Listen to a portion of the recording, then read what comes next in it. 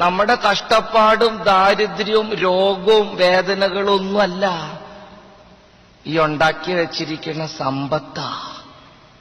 അത് മാത്രം മതി എല്ലാവർക്കും. ഈ കഴിഞ്ഞ ദിവസം കൂടി എറണാകുളത്ത് നിന്നൊരു പെണ്ണ് എന്നെ വിളിച്ചു, അച്ഛനോടൊരു കാര്യം അപേക്ഷിക്കാനാ. പറഞ്ഞു തുടങ്ങിയപ്പോഴേക്കും അവള് വിതുമ്പണ്. ഭർത്താവ് കയ്യിലേക്ക് ഫോൺ കൊടുത്തു. ഭർത്താവ് പറയും, അവള് പറഞ്ഞ അപ്പ ടെൻഷനാണ് അച്ഛാ. ഞാൻ പറയാം എന്താ പ്രശ്നം? അപ്പനെ നോക്കാൻ ആരുമില്ല, എവിടെങ്കിലും കൊണ്ടുപോയി ആക്കണം, ഞങ്ങൾക്കാണെങ്കിൽ തിരിച്ചു പോവും വേണം. അച്ഛന് പരിചയമുള്ളൊരു സ്ഥലമുണ്ടോ? ഞാനിപ്പോ സത്യം പറയാലോ പ്രിയപ്പെട്ടവരെ, അത് കാരണം എവിടെ പ്രസംഗം പറയാൻ ചെല്ലുമ്പോഴും കാർന്നവന്മാരോട് പറയാണ്, ഉള്ള സ്വത്തില് കുറച്ചെടുത്ത് ഒരു തരി നല്ല ഭക്ഷണമൊക്കെ കഴിച്ച് മാന്യം മര്യാദയായിട്ട് ജീവിക്കും. ഇതെന്തിനിങ്ങനെ ഈ ഉപ്പും കല്ലും കടിച്ചുകൂട്ടി?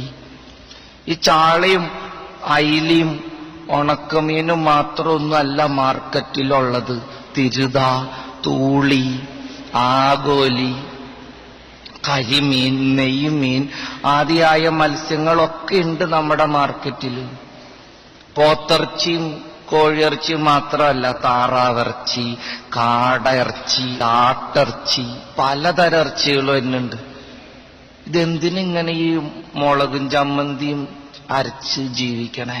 ശവം എടുക്കാൻ വരുമ്പോ ഞങ്ങൾക്കൊരു സന്തോഷം ഉണ്ടാവില്ല, ഒന്നുമില്ലെങ്കിലും തിന്ന് ചത്തതാണ് കർത്താവെന്നെങ്കിലും പറയാല്ല. ഈ മക്കൾക്ക് വേണ്ടി കഷ്ടപ്പെട്ടിങ്ങനെ നടക്കുക ഓരോ ആത്മാക്കള്. അവസാനം സമാധാനത്തിൽ ചാവോ? അതാണ് സങ്കടം. പ്രസംഗം പറയുമ്പോ ഞങ്ങൾ പറയാൻ നിർബന്ധിതരാണ്. ഈ അപ്പൻ മക്കളെ കഷ്ടപ്പെട്ട് നോക്കിയിട്ടുണ്ട്. അതിപ്പോ നിങ്ങൾ ആത്മാർത്ഥമായിട്ട് ഭക്ഷണം കഴിച്ചു മരിച്ചാലും ഞങ്ങൾ പറയും. കുറച്ച് കൊളസ്ട്രോളും ഷുഗറും പ്രഷറും ഒക്കെ വന്നോട്ടെ, ഒരു കുഴപ്പമില്ല. ഈ കാലത്ത് മനുഷ്യന് ഇത്രയ്ക്കൊക്കെ ആയുസുള്ളൂ.